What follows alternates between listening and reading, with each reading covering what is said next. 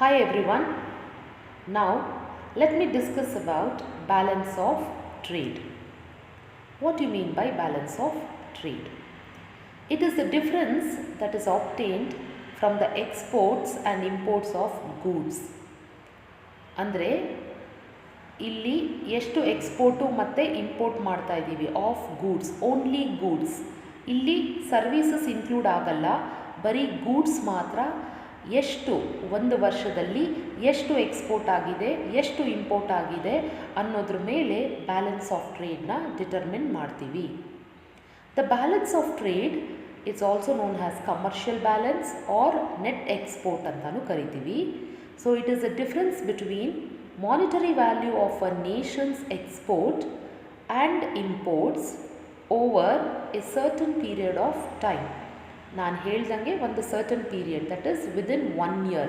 Current account ಅಂತ ನಾವೇನು ಹೇಳ್ತೀವಿ, ಕರೆಂಟ್ ಇಯರ್, ಆ ಒಂದು ವರ್ಷದಲ್ಲಿ ಎಷ್ಟು ಗೂಡ್ಸ್ ಎಕ್ಸ್ಪೋರ್ಟ್ ಆಗಿದೆ ಮತ್ತು ಎಷ್ಟು ಗೂಡ್ಸ್ ಇಂಪೋರ್ಟ್ ಆಗಿದೆ, ಬರೀ ಗೂಡ್ಸ್ ಮಾತ್ರ ಕನ್ಸಿಡರ್ ಮಾಡ್ತೀವಲ್ವ, that is balance of trade. The balance of trade measures a flow of export and import over a given period of time. So ಎಷ್ಟು ಎಕ್ಸ್ಪೋರ್ಟು ಎಷ್ಟು ಇಂಪೋರ್ಟ್ ಆಗಿದೆ ಆಫ್ ಗೂಡ್ಸ್, ಅದನ್ನು ಮಾತ್ರ ನಾವು ಬ್ಯಾಲೆನ್ಸ್ ಆಫ್ ಟ್ರೇಡ್ ಅಂತ ಹೇಳ್ತೀವಿ. Next, what you mean by balance of payments? Balance of payment is the difference that is obtained from the export and import of goods and services. ಅಂದರೆ visible and invisible items. Balance of ಟ್ರೇಡಲ್ಲಿ ನಾವೇನು ನೋಡಿದ್ರಿ, ಬರೀ goods ಮಾತ್ರ include ಆಗುತ್ತೆ. ಇಲ್ಲಿ goods and services. Goods ಅಂದರೆ visible items, ಅದನ್ನು ನೋಡ್ಬೋದು, ಮುಟ್ಬೋದು. ಆದರೆ services are invisible items which cannot be seen nor touched. ನೋಡೋಕ್ಕೂ ಆಗಲ್ಲ, ಮುಟ್ಟಕ್ಕೂ ಆಗಲ್ಲ. We can only feel it, ಅದನ್ನು ಅನುಭವಿಸ್ಬೋದು, ಸರ್ವೀಸ್ನ ತಗೊಳ್ಬೋದು. So the difference that is there, that difference that is obtained from export and import of goods and services for a given period of time. ಒಂದು ವರ್ಷದ ಅವಧಿ ಒಳಗಡೆ ಏನೆಲ್ಲ ಎಕ್ಸ್ಪೋರ್ಟು ಇಂಪೋರ್ಟ್ ಆಗುತ್ತೋ goods and services, together we call it as balance of payment. Balance of payment is also known as balance of international payments. So any country, balance of international payment of a country ಅಂತ ಕರಿತೀವಿ.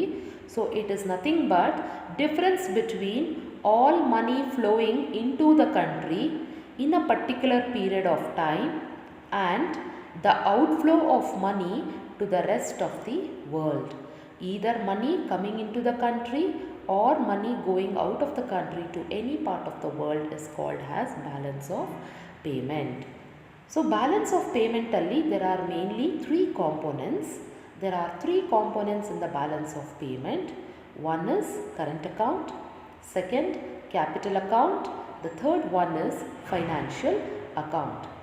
So first let us discuss about current account. Before that, current account reflects a country's net income. Net income ಒಂದು ಕಂಟ್ರಿದು ಎಷ್ಟಿದೆ ಅಂತ determine ಮಾಡ್ತೀವಿ ಅಂದರೆ ಆ ವರ್ಷದ income it will depend upon the current account.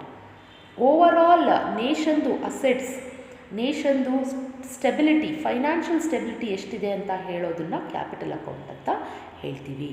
So the first one is current account. What is current account? It is the sum of balance of trade. Balance of trade ಅಂದರೆ net earnings on exports minus payments for imports. So export ಇಂಪೋರ್ಟ್ರದ್ದು difference ಏನು ಬರುತ್ತೆ, positive difference ಬಂದರೆ net earning, negative ಬಂದರೆ ಅದು deficit. Okay, so the sum of ಅದನ್ನು ಅದ್ರ ಜೊತೆಯಲ್ಲಿ ಏನು ಆ್ಯಡ್ ಮಾಡಬೇಕು, factor income. Sum of balance of trade plus factor income. What you mean by factor income? It is earnings on foreign investment minus payments made to foreign investors. ಬೇರೆ ದೇಶದಿಂದ ನಾವು ಫಾರಿನ್ನ earn ಮಾಡಿರೋದು, foreign exchange, ಅಥವಾ ನಾವು foreign ಇನ್ವೆಸ್ಟರ್ಸ್ಗೆ ಬೇರೆಯವ್ರಿಗೆ pay ಮಾಡಿರ್ತೀವಲ್ಲ, ಅವೆರಡರದ difference ಏನು ಬರುತ್ತೆ, ದಟ್ ಈಸ್ ಫ್ಯಾಕ್ಟರ್ ಇನ್ಕಮ್. ಅದನ್ನು ಈ ಬ್ಯಾಲೆನ್ಸ್ ಆಫ್ ಟ್ರೇಡ್ಗೆ ಆ್ಯಡ್ ಮಾಡಬೇಕು. ಮತ್ತು ಯೂನಿಲ್ಯಾಟ್ರಲ್ ಟ್ರಾನ್ಸ್ಫರ್ಸ್ನ ಆ್ಯಡ್ ಮಾಡಬೇಕು. Unilateral transfers means it's a one side transfer that we do. For example, any donations given to any other organizations in other countries, or it could be any gift that is being sent to the person staying in some other country. Illi only one side of transaction will happen, so only one country will get benefited.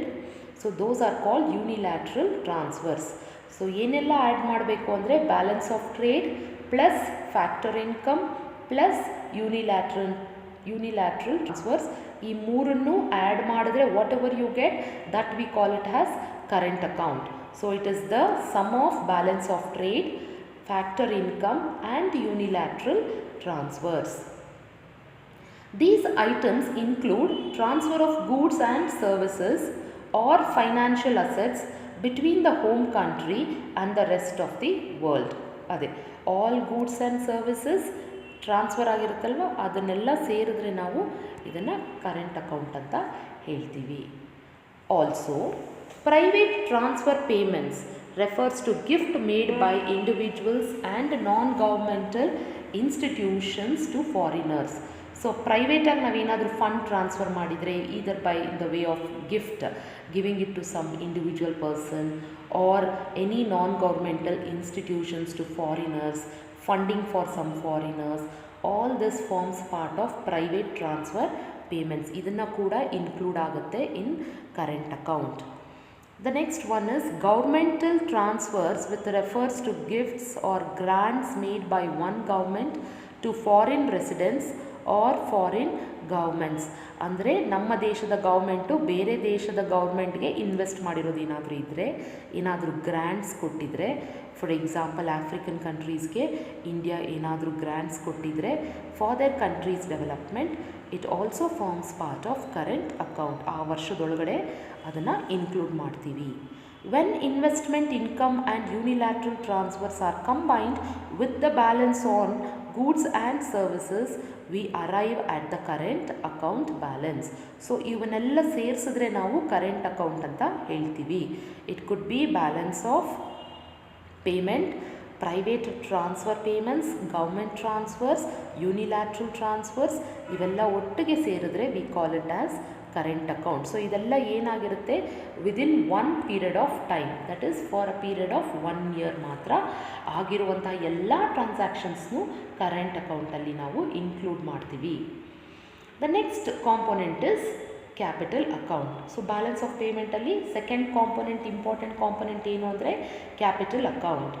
The components of capital account include what?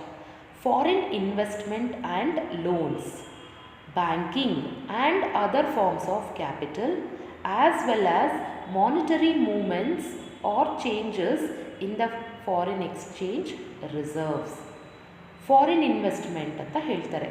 It includes what? Foreign investment, foreign direct investment, ಬೇರೆ ದೇಶದಿಂದ ನಮ್ಮ ದೇಶಕ್ಕೆ ಬಂಡವಾಳ ಹಾಕಿರ್ತಾರಲ್ವ, ಬಂಡವಾಳ ಹೂಡ್ತಾರಲ್ವ, foreign direct investment. And loans, ಏನಾದ್ರೂ ನಾವು ಲೋನ್ಸ್ ತೊಗೊಂಡಿದ್ರೆ ಅಥವಾ ನಾವು ಬೇರೆ ದೇಶಕ್ಕೆ ಲೋನ್ಸ್ ಕೊಟ್ಟಿದ್ರೆ, ಬ್ಯಾಂಕಿಂಗ್ ಆ್ಯಕ್ಟಿವಿಟೀಸಿಂದ ಬ್ಯಾಂಕ್ಸು ಬೇರೆ ದೇಶಗಳಿಗೆ ಏನಾದರೂ ಲೆಂಡ್ ಮಾಡಿ ಅಥವಾ ಬೇರೆ ಅಲ್ಲಿಂದ ತಗೊಂಡಿದ್ರೆ ಯಾವುದಾದ್ರೂ ದುಡ್ಡನ್ನ, ಆಲ್ ದ ಟ್ರಾನ್ಸಾಕ್ಷನ್ಸ್. ಈಗ banks will have so many customer accounts, right?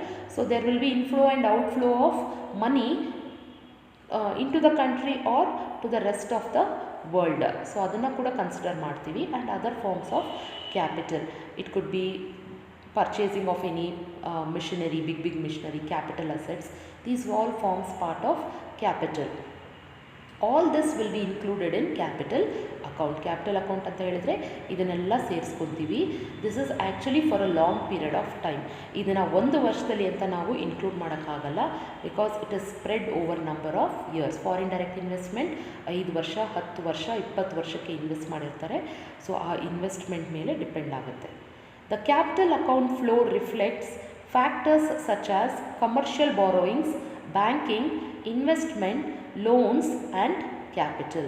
So factors ಯಾವ್ದು ಇನ್ಕ್ಲೂಡ್ ಆಗುತ್ತೆ ಅಂದರೆ ಬಾರೋಯಿಂಗ್ಸ್, ನಾವೇನಾದರೂ ಬಾರೋಯಿಂಗ್ಸ್ ಮಾಡ್ಕೊಂಡಿದ್ರೆ, ಬ್ಯಾಂಕಿಂಗ್ ಟ್ರಾನ್ಸಾಕ್ಷನ್ಸ್ ಮೇಲೆ, ಎಕ್ಸ್ಪೋರ್ಟ್ ಆ್ಯಂಡ್ ಇಂಪೋರ್ಟ್ ಅಂತ ನಾನೇನು ಹೇಳಿದೆ, ಏನಾದರೂ ಇನ್ವೆಸ್ಟ್ಮೆಂಟ್ ಮಾಡಿದರೆ ಬ್ಯಾಂಕಿಂಗ್ ಮುಖಾಂತರ, ಫಾರ್ ಎಕ್ಸಾಂಪಲ್ ಕಂಪ್ನೀಸ್ ಯಾವುದಾದ್ರೂ ಬಿಸ್ನೆಸ್ನ ಬೈ ಮಾಡಿದರೆ ಬೇರೆ ದೇಶದಲ್ಲಿ ದುಡ್ಡು ಆಚೆ ಹೋಗಿರುತ್ತೆ, correct, they would have made the payment, so that will form part of the capital account.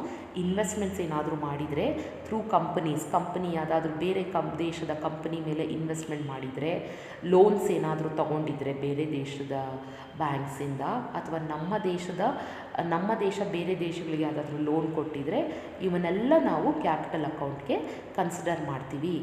So capital account keeps track of the net change in the nation assets and liabilities during the year. ಆ ವರ್ಷದಲ್ಲಿ ಆ ನೇಷನ್ಗೆ, ನಮ್ಮ nation for example ಇಂಡಿಯಾಗೆ ಎಷ್ಟು assets create ಆಗಿದೆ, ಎಷ್ಟು liabilities ಆಗಿದೆ ಅನ್ನೋದನ್ನು ಚೆಕ್ ಮಾಡೋದೇ ಕ್ಯಾಪಿಟಲ್ ಅಕೌಂಟ್. ಆ ವರ್ಷದಲ್ಲಿ ನಮ್ಮದು ಎಷ್ಟು ಹೂಡಿಕೆ ಆಯಿತು, ಎಷ್ಟು ದುಡ್ಡು ಆಚೆ ಹೋಯಿತು ಅನ್ನೋದ್ರ ಮೇಲೆ ಡಿಪೆಂಡ್ ಆಗುತ್ತೆ.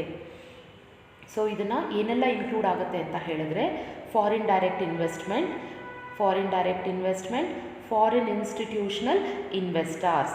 ಫಾರಿನ್ ಇನ್ಸ್ಟಿಟ್ಯೂಷನಲ್ ಇನ್ವೆಸ್ಟರ್ಸ್ಗೂ ಮತ್ತು ಫಾರಿನ್ ಡೈರೆಕ್ಟ್ ಇನ್ವೆಸ್ಟ್ಮೆಂಟ್ಗೂ ಮೇಜರ್ ಡಿಫ್ರೆನ್ಸ್ ಏನು ಅಂತ ಹೇಳಿದ್ರೆ, ಬೋತ್ ಆರ್ ಇನ್ವೆಸ್ಟ್ಮೆಂಟ್, ಬೇರೆ ದೇಶದಿಂದ ನಮ್ಮ ದೇಶಕ್ಕೆ ಹೂಡಿಕೆ ಮಾಡ್ತಾರೆ, ಆದರೆ FIIsಗೆ ಲಾಕ್-ಇನ್ ಪೀರಿಯಡ್ ಇರಲ್ಲ. ಇನ್ವೆಸ್ಟ್ ಮಾಡಿ ಇಮಿಡಿಯೇಟಾಗೂ ಬೇಕಾದರೆ ತೆಗೆದು ಬಿಡ್ಬೋದು, ವಾಪಸ್ ತೊಗೊಂಡ್ಬಿಡ್ಬೋದು ದುಡ್ಡನ್ನ. ಆದರೆ FDIಯಲ್ಲಿ ಲಾಕ್-ಇನ್ ಪೀರಿಯಡ್ ಇರುತ್ತೆ, ಇಷ್ಟು ವರ್ಷದ ತನಕ ದುಡ್ಡನ್ನ ತೆಗಿಯೋಕ್ಕಾಗೋದಿಲ್ಲ ಒಂದ್ಸಲಿ ಇನ್ವೆಸ್ಟ್ ಮಾಡಿದ್ಮೇಲೆ. ಆದ್ದರಿಂದ most of the countries encourage foreign direct investment than foreign institutional investors. FIIsಗಿಂತ FDI ಬಂದರೆ ನಮ್ಮ ದೇಶಕ್ಕೆ ಬಹಳ ಒಳ್ಳೆಯದು ಅಂತ ಎಲ್ಲ ದೇಶನೂ ಯೋಚನೆ ಮಾಡುತ್ತೆ. Third one, it includes borrowings and lending to and from abroad. ನಮ್ಮ ದೇಶದಿಂದ ಬೇರೆ ದೇಶಕ್ಕೆ ಹೋಗಿರೋ ಬಾರೋಯಿಂಗ್ಸ್ ಅಥವಾ ಬೇರೆ ದೇಶದಿಂದ ನಮ್ಮ ದೇಶಕ್ಕೆ ಬಂದಿರೋದು ಎಲ್ಲವನ್ನು ಕನ್ಸಿಡರ್ ಮಾಡ್ತೀವಿ. The fourth one is change in foreign exchange reserves. Increase in forex is a negative entry and decrease is a positive entry. Foreign ರಿಸರ್ವ್ಸ್ನ ನಾವು ಜಾಸ್ತಿ ಸೇವ್ ಮಾಡೋಕ್ಕಾಗ್ತಾ ಇದೆ ಅಂತ ಹೇಳಿದ್ರೆ it shows a positive sign. ಅದನ್ನೆಲ್ಲ ಇನ್ಕ್ಲೂಡ್ ಮಾಡಿದ್ರೆ ನಾವು ಕ್ಯಾಪಿಟಲ್ ಅಕೌಂಟ್ ಅಂತ ಕರಿತೀವಿ. The next and the last one is financial account. ಇದು financial account deals with money related to foreign reserves. Foreign currencies ಎಷ್ಟಿದೆ, ಫಾರಿನ್ ರಿಸರ್ವ್ಸ್ ಎಷ್ಟಿದೆ, and private investment in businesses, real estate, bonds and stocks. Dealing with stock exchange, real estate business, bonds, buying and selling of bonds, securities, private investment, businessmen ಏನಾದರೂ ಪ್ರೈವೇಟಾಗಿ ಬೇರೆ ದೇಶಗಳಲ್ಲಿ ಏನಾದರೂ invest ಮಾಡಿದರೆ all this will form part of financial account. So also detailed in the financial account are government own assets. Government own ಮಾಡಿರೋ assets ಕೂಡ ಸೇರುತ್ತೆ. ಯಾವ್ದು ಅಂತ ಹೇಳಿದ್ರೆ IMFಲ್ಲಿ ಸ್ಪೆಷಲ್ ಡ್ರಾಯಿಂಗ್ ರೈಟ್ಸ್ ಅಂತ. ಸೊ ನಾವು ಒಂದಿಷ್ಟು ಅಮೌಂಟ್ನ ಅಲ್ಲಿ ಇನ್ವೆಸ್ಟ್ ಮಾಡಬೇಕು, ಅದ್ರ ಮೇಲೆ ನಮಗೆ ರೈಟ್ಸ್ ಕೊಡ್ತಾರೆ, that is special drawing rights. Private sector assets held in other countries. ಬೇರೆ ಪ್ರೈವೇಟ್ ಆಸ್ತಿ ಏನಾದರೂ ನಾವು ಓನ್ ಮಾಡಿದರೆ ಅಥವಾ ಇಂಡಿವಿಜುವಲ್ಸ್, ನಮ್ಮ ದೇಶದ ಇಂಡಿವಿಜುವಲ್ಸ್ ಬೇರೆ ದೇಶದಲ್ಲಿ ಓನ್ ಮಾಡಿದರೆ. Local assets held by foreigners. ನಮ್ಮ ದೇಶದಲ್ಲಿ ಫಾರಿನರ್ಸ್ ಯಾವುದಾದ್ರೂ ಆಸ್ತಿ ಪರ್ಚೇಸ್ ಮಾಡಿದರೆ. Government and private and foreign direct investment, ಇವನ್ನೆಲ್ಲ ನಾವು ಫೈನಾನ್ಷಿಯಲ್ ಅಕೌಂಟ್ ಅಂತ ಹೇಳ್ತೀವಿ. ಮೇನಾಗಿ IMFಲ್ಲಿ ಮತ್ತು ಏನಾದರೂ ಪ್ರೈವೇಟ್ ಅಸೆಟ್ಸಲ್ಲಿ ಬೇರೆ ಕಂಟ್ರಿಯಿಂದ ಅಥವಾ ನಮ್ಮ ಕಂಟ್ರಿಯಿಂದ ಅಸೆಟ್ಸ್ ಓನ್ ಮಾಡಿದರೆ, ಗೌರ್ಮೆಂಟ್ ಏನಾದರೂ ಓನ್ ಮಾಡಿದರೆ ಅಸೆಟ್ಸ್ನ, ಪ್ರೈವೇಟ್ ಪೀಪಲ್ ಏನಾದರೂ ಓನ್ ಮಾಡಿದರೆ, ಇವನ್ನೆಲ್ಲ ನಾವು ಫೈನಾನ್ಷಿಯಲ್ ಅಕೌಂಟ್ಗೆ ತಗೊತೀವಿ. So the 3 main components of balance of payment includes current account, capital account and financial account.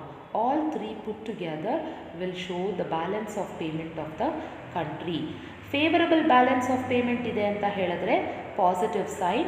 It is not favorable, deficit balance of payment ide andre namdu ದುಡ್ಡೇ ಇಂಪೋರ್ಟಿವ್, outflow of ಮನಿನೇ ಜಾಸ್ತಿ ಇದೆ ಅಂತ ಗೊತ್ತಾಗುತ್ತೆ. So thank you.